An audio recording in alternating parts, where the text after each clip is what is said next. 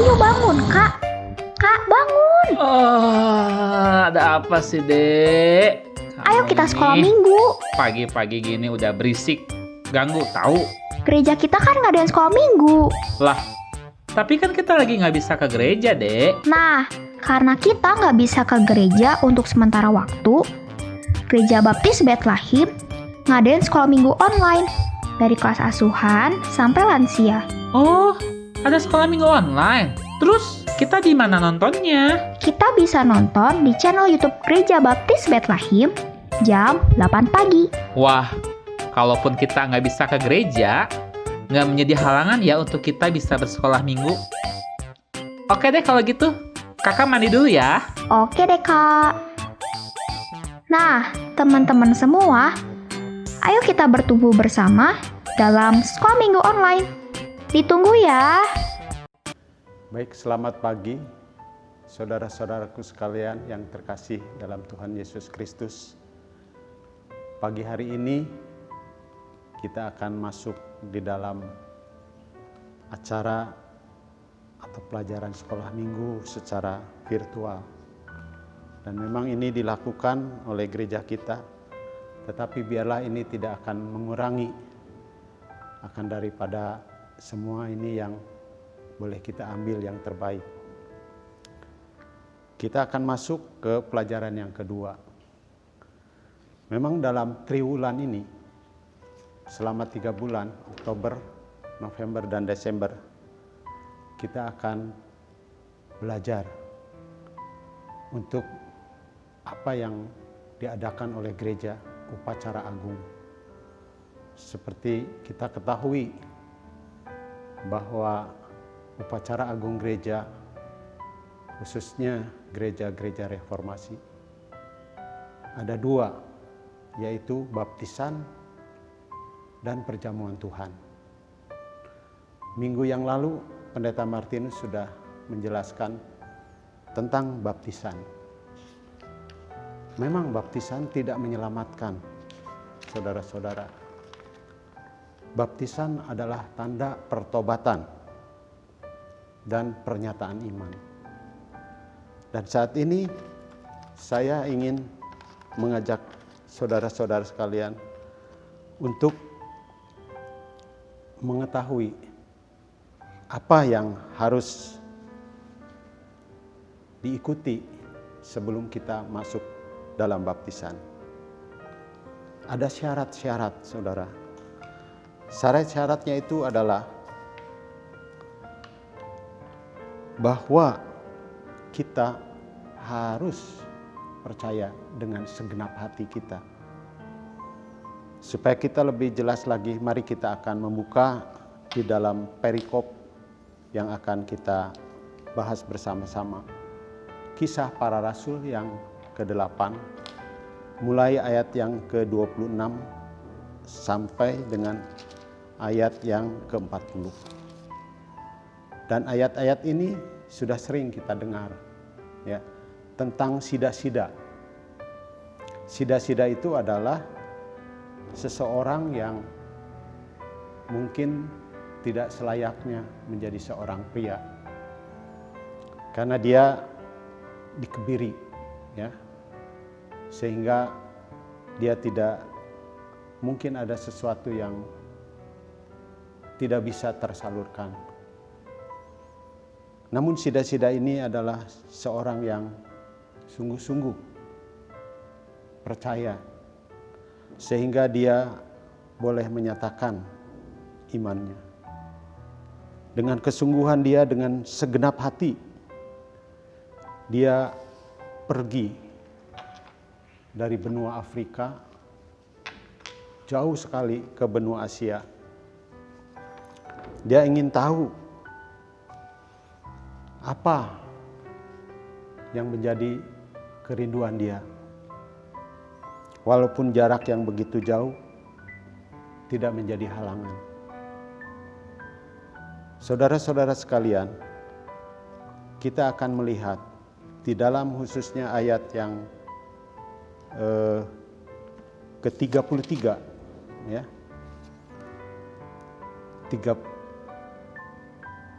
Saudara. ayat yang ke-34. Maka kata sida-sida itu kepada Filipus, "Aku bertanya kepadamu, tentang siapakah Nabi berkata demikian? Tentang dirinya sendiri atau tentang orang lain?" Karena apa yang dibaca oleh sida-sida pada saat itu, dia tidak memahami. Lalu dia bertanya kepada Filipus. Karena Filipus dipimpin oleh Roh Kudus untuk menolong sida-sida ini. Dan di situ sida-sida membuka firman Tuhan dari kitab Perjanjian Lama, yaitu dari Yesaya pasal yang ke-53. Filipus di sini menginjili dan Roh Kudus bekerja. Ketika dia menjelaskan bahwa apa yang tercantum di dalam Yesaya pasal yang ke-53 ini menjelaskan tentang siapa yang dibawa seolah-olah ke tempat pembantaian itu. Dia adalah Yesus Kristus. Inilah karya Allah yang dinyatakan melalui Yesus Kristus. Karya Allah yang terus dinyatakan. Dan ini semua saudara-saudara sekalian dijelaskan sehingga sida-sida itu memahami. Dan inilah tanda atau syarat sebagai orang-orang yang akan dibaptiskan. Percaya dengan segenap hati. Lalu pertanyaannya, apakah kita tahu? Ya, kalau seseorang itu percaya dengan segenap hati. Di sini jelas bahwa sida-sida itu sudah memperlihatkan bagaimana dia kerinduannya. Jalan yang harus ditempuh begitu jauh. Dia berusaha dengan sekuat tenaga. Dan saudara-saudara sekalian, akhirnya Filipus di situ menjelaskan tentang karya keselamatan Allah. Karya yang agung. Itulah syarat bagi seseorang untuk menerima baptisan. Lalu yang kedua, saudara-saudara sekalian, percaya dengan segenap hati itu ingin mengenal Yesus dan firman-Nya lebih dalam lagi.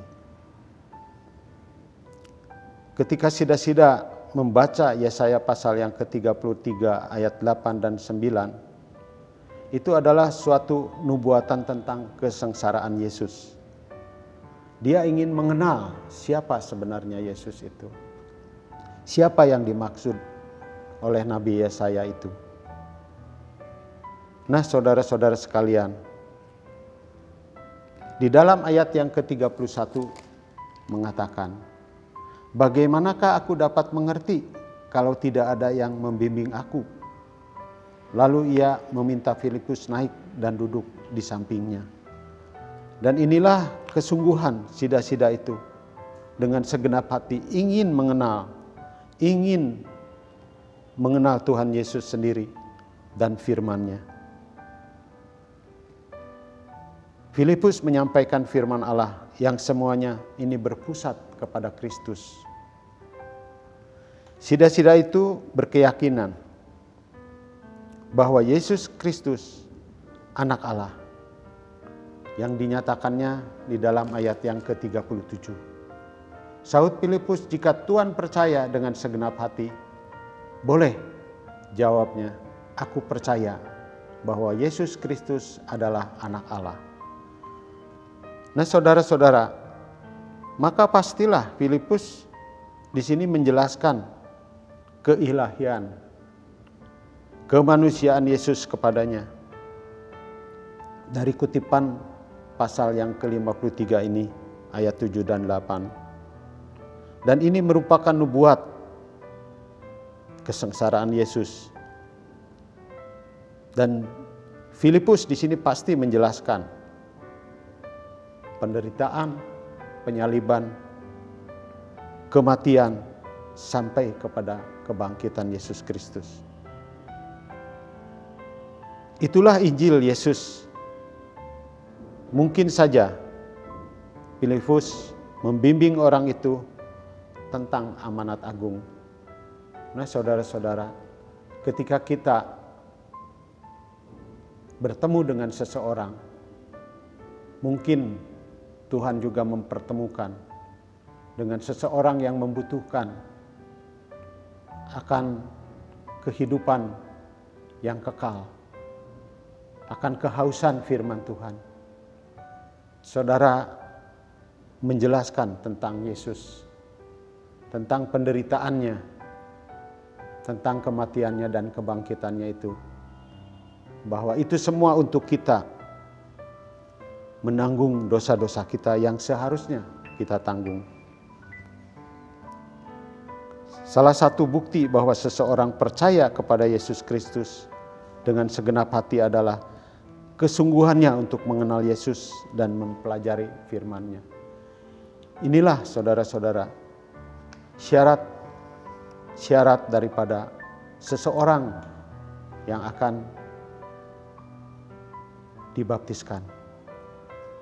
Dan saudara-saudara sekalian, mungkin minggu depan dan sampai minggu yang ke-9 sampai yang ke-7 itu adalah berbicara tentang baptisan. Kita boleh belajar. Mungkin ada orang yang berkata bahwa tidak perlu baptisan. Yang menyelamatkan itu iman. Tetapi saudara-saudara, baptisan ini adalah perintah daripada Tuhan. Bukan dari gereja. Seperti yang tercatat di dalam kitab atau Injil Matius ya. Injil Matius yang pasal yang ke-8, 28. Ayat yang ke-19 dan 20. Ketika itu pergilah, karena itu pergilah, jadikanlah semua bangsa muridku dan baptislah mereka dalam nama Bapa dan Anak dan Roh Kudus. Ini adalah perintah ya. Perintah untuk memberitakan Injil kepada ke-11 murid Yesus. Nah, saudara-saudara, sebenarnya syarat ini bukan untuk mempersulit, tetapi supaya kita benar-benar dan sungguh-sungguh. Jangan sampai ada tujuan seseorang yang ingin dibaptis mungkin karena ada keperluan yang lain. Saya pernah mewawancara sepasang yang akan menikah di gereja. Lalu saya tanya, sudah berapa kali dibaptiskan? Lalu dia mengatakan 3 kali. Jadi yang akan dia jalani di gereja Baptis Bait Lahim adalah yang ke-4. Lalu saya menarik kesimpulan ya. Nah, ini rupanya dipakai main-main ya.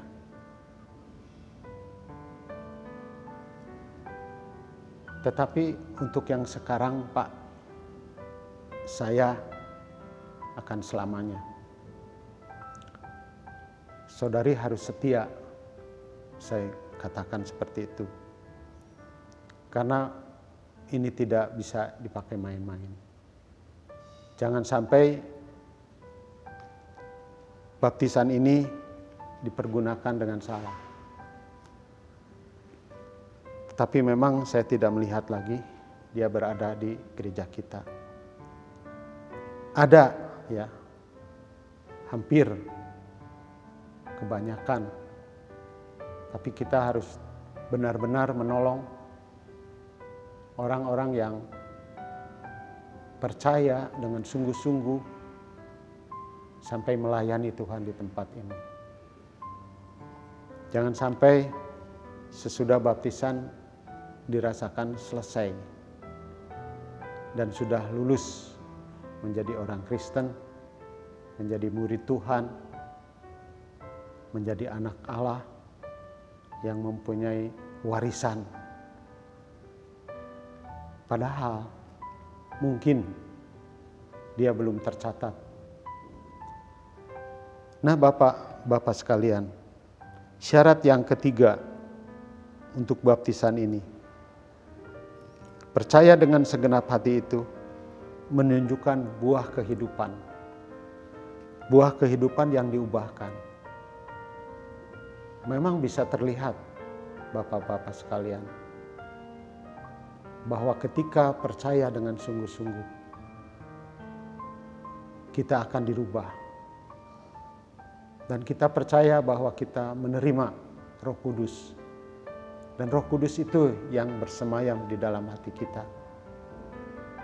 Roh Kudus itu yang memimpin hidup kita. Roh Kudus itu yang mendorong kita untuk melakukan apa yang dikehendaki Tuhan.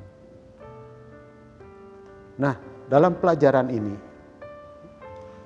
kita tahu bahwa sida-sida ini terus bersukacita ketika dia mendapatkan penjelasan daripada Filipus. Dan inilah sebenarnya bahwa ketika mau kita akan memasuki baptisan, bukan untuk mempersulit, tetapi supaya hidup kita benar-benar. Dan Allah sendiri di dalam karyanya, di dalam Yesus Kristus, memberikan satu harapan bagi kita yang percaya. Memberikan harapan yang boleh kita terima, kita lakukan di dalam kehidupan kita. Yang terpenting di dalam kehidupan kita setelah kita mendapatkan baptisan ini, jangan sampai kita meninggalkan Tuhan. Jangan sampai kita melalaikan akan segala tugas kita, akan segala kewajiban kita, bahwa kita harus menyampaikan ini semua kepada setiap orang yang kita temui. Mungkin ada di antara saudara-saudara kita, keluarga kita yang belum mengenal akan Tuhan Yesus Kristus. Biarlah kita boleh menjadi alatnya Tuhan, mengisi kehidupan ini dengan hidup berkenan kepada Tuhan. Kiranya pelajaran sekolah minggu ini untuk kita semua boleh bermanfaat, boleh menambah pengetahuan bahwa bukti dari seseorang yang beriman kepada Yesus adalah kerelaannya untuk mengikuti teladan dan melakukan perintah Yesus untuk dibaptis. Karena ini sekali lagi bahwa perintah ini bukan dari gereja, tetapi dari Tuhan Yesus sendiri. Bukti yang lain yang tak kalah pentingnya adalah sida-sida itu meneruskan perjalanannya dengan sukacita. Ini adalah buah daripada iman yang sungguh-sungguh. Karena sukacita sida-sida itu tidak terpengaruh dengan kepergian Filipus. Ini adalah salah satu bukti bahwa seseorang percaya kepada Yesus Kristus dengan segenap hati adalah hidupnya yang diubahkan.